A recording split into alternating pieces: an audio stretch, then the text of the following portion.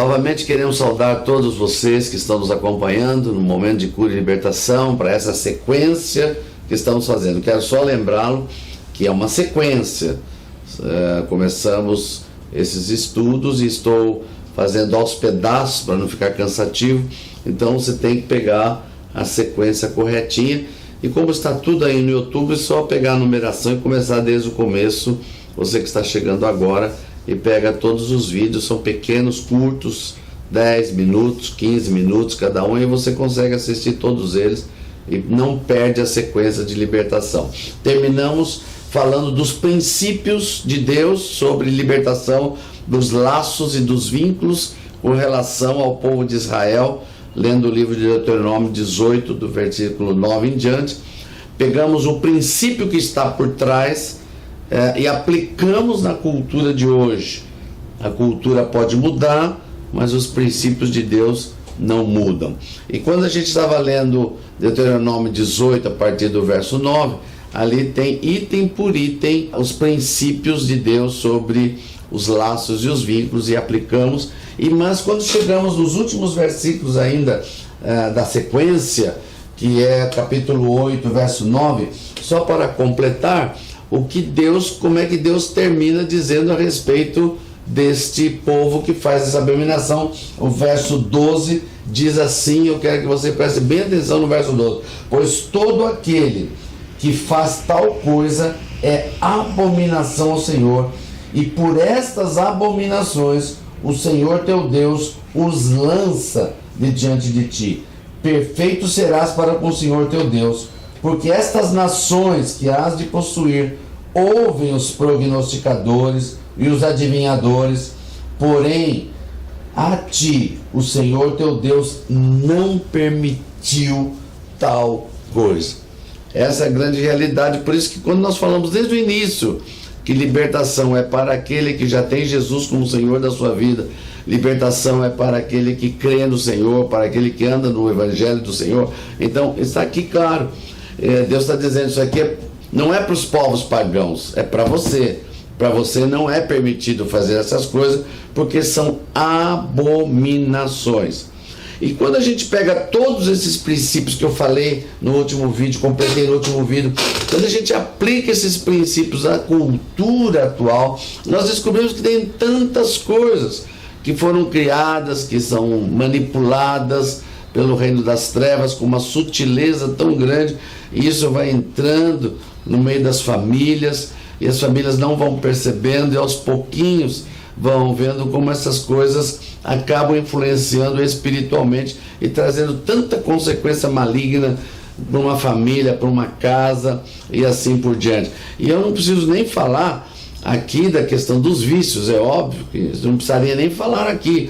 Aquilo que prende uma pessoa, como drogas, bebida, cigarro, prostituição, são vícios que as pessoas vão ficando totalmente amarradas, e o espírito de encantamento que nós denunciamos aqui vai segurando aquela pessoa, além dos desejos da carne, além da questão humana, física, existe todo um encantamento que vem. Por isso que uma pessoa, para ser liberta, como nós falamos nos vídeos anteriores, não é só uma questão física, ela precisa ser liberta espiritualmente, para que toda opressão e todo encantamento saia da vida desta pessoa.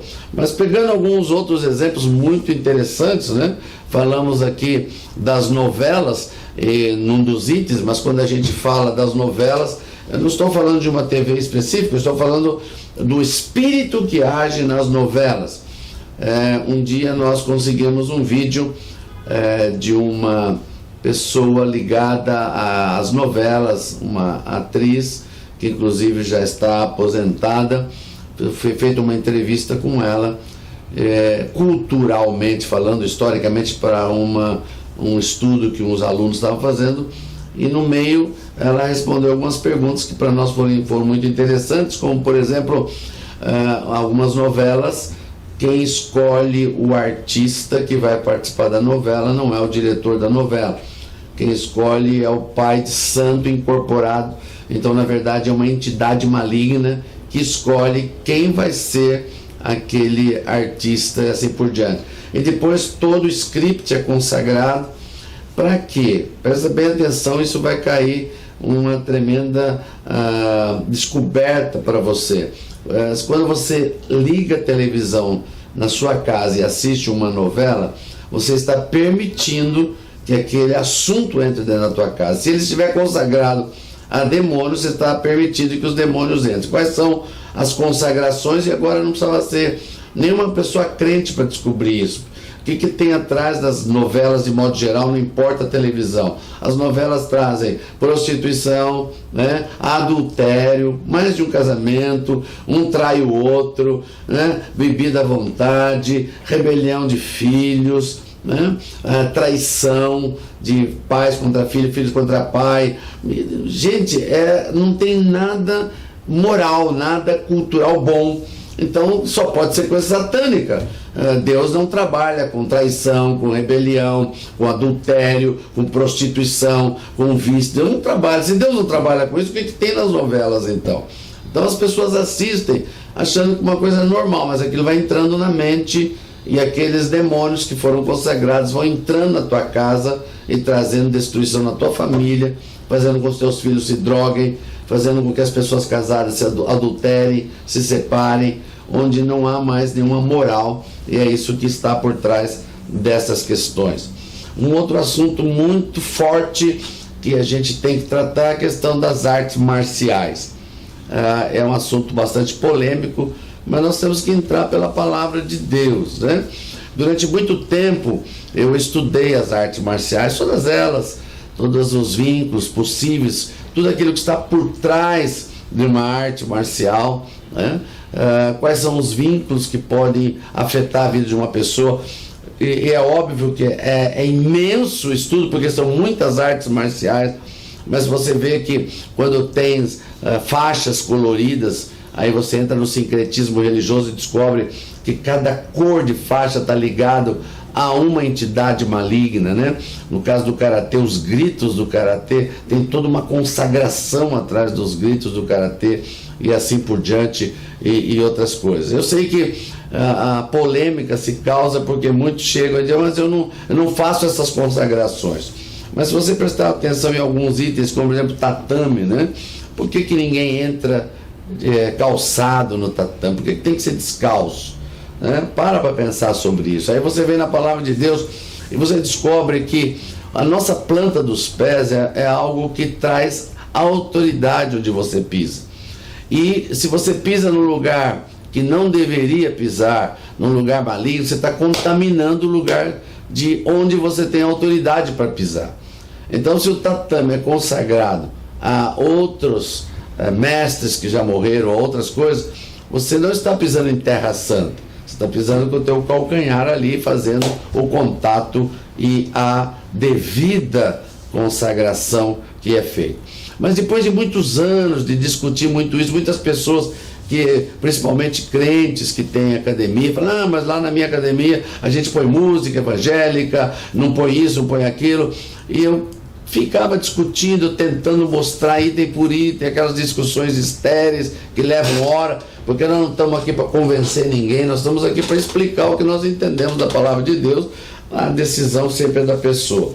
E um dia, falando com Deus, eu falei, Deus, é muito cansativo essa questão das artes marciais, porque há muitos pastores que defendem por interesse, há pastores que defendem porque não conseguem encher a igreja com o Espírito Santo, então tem que encher a igreja com artes marciais, né? E assim por diante. E aí você começa uma discussão e eu falei, Deus, não tem uma maneira mais simples de explicar? E Deus me explicou de uma maneira tão simples que eu nunca mais tive dúvida sobre o assunto, né? A pergunta primeira que Deus fez é assim, quem fez o ser humano? E a resposta é óbvia, Deus criou todo ser humano. Independente de ele ter Jesus ou não, todo ser humano é criatura de Deus. Se ele é satanista, se ele é pai de santo, se ele é pastor, não importa o que ele é criatura de Deus.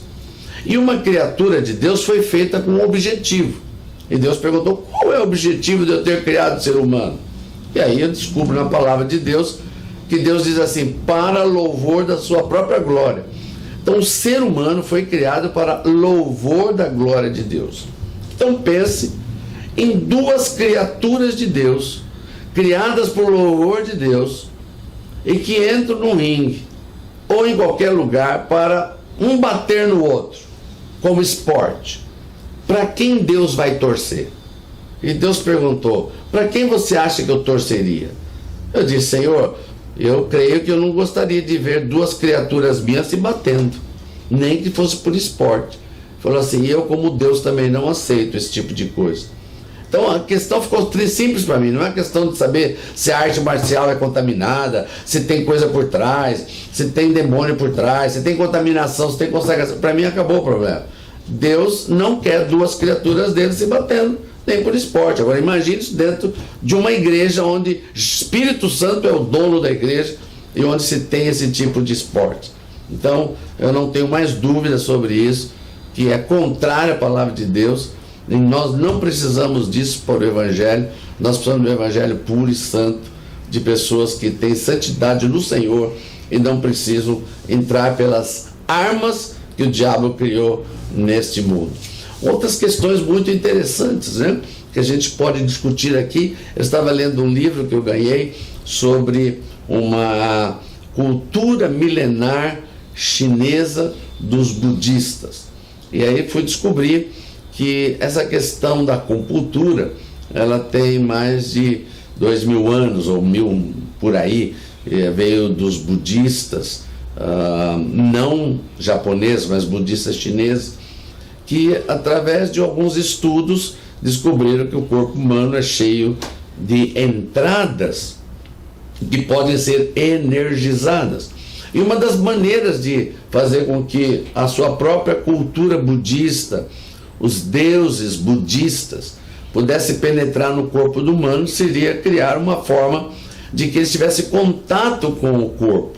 E aí criaram a acupuntura, ou seja, uma forma de ligar o corpo humano aos deuses budistas. E a acupuntura, a base dela é exatamente, não importa se é agulha, se é laser, não importa. O princípio original é que vale, ou seja, a ligação dos deuses budistas chineses com o corpo humano. Depois disso apareceu Helena Blavatsky, trazendo todo o ensino da nova era, e ela pegou esses mesmos pontos e fez um novo estudo, e descobriu que nós temos pontos principais que são chamados pontos chakras. Esses pontos chakras são pontos de glândulas que nós temos aqui, de raciocínio, glândulas do terceiro olho, são consideradas as entradas do corpo, como a língua, ouvido, nariz, né, os órgãos genitais, umbigo, né, ou as costas, a coluna com a Kundalini, e aí criou-se o desenvolvimento dos pontos chakras, em outras palavras, a abertura desses pontos chakras. E quando você chega no satanismo, também tem o mesmo estudo. A diferença é que eles consideram esses pontos, que na nova era são pontos chakras, eles consideram como portais, de tal maneira que uma pessoa, para ser um sacerdote satânico, ele tem que abrir esses pontos, né, em cerimônias que eles fazem, rituais, que não vamos entrar em detalhe aqui, mas são rituais bem fortes, de mortes inclusive, onde se cortam esses pontos e fazem o desenvolvimento. E esses são os pontos chakras ou portais, através da acupuntura ou da nova era ou do satanismo.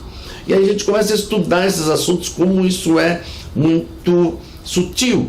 E aí você fala: mas como é que uma pessoa que já tem Jesus, né, vai fazer isso? Se fez no passado, tudo bem, nós vamos quebrar isso, vamos renegar esse laço, essa legalidade vai ser quebrada. Mas no presente continuam fazendo? Sim, há muitas pessoas que continuam fazendo sem saber que estão fazendo abertura de portais satânicos ou de chakras. Como assim, pastor?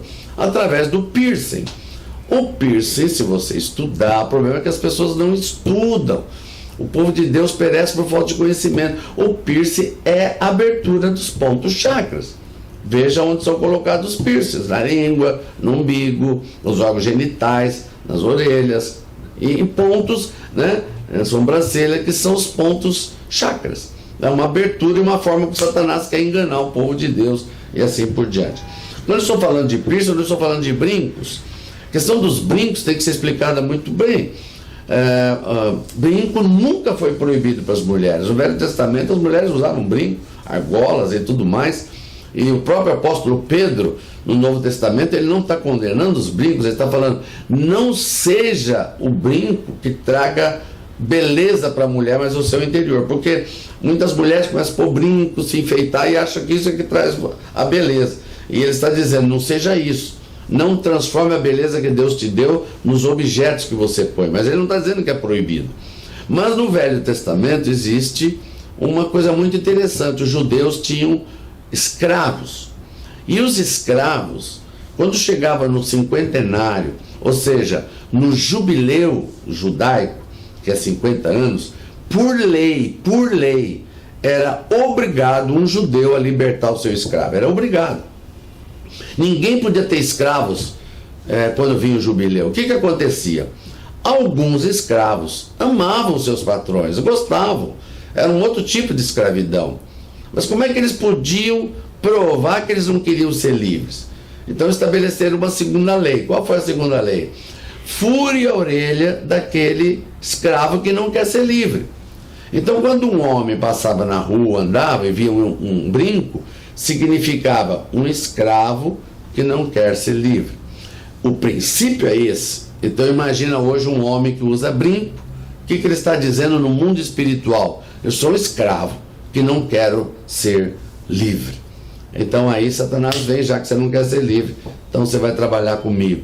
Então são coisas que nós temos que entender, são princípios que entram na cultura e a gente vai deixando e não vai atrás de estudar, não vai ver as origens. E isso faz com que muita gente seja destruído e não tenha uma vida em abundância. Mas você que está recebendo esse vídeo, vai anotando todas essas questões e vai se limpando de todas elas, vai quebrando, vai renegando, e algo poderoso vai acontecer com a tua vida. Eu profetizo isso. Eu declaro que quando terminar esse conjunto de vida, você vai ser uma pessoa liberta, a ponto de voar a carreira cristã. E eu vou explicar isso daqui a pouquinho, em nome de Jesus. Te abençoo. Até o próximo vídeo. Eu quero insistir neste livro, que é a base do nosso ministério. Diga a Satanás, touché. Tudo sobre libertação que nós escrevemos está aqui.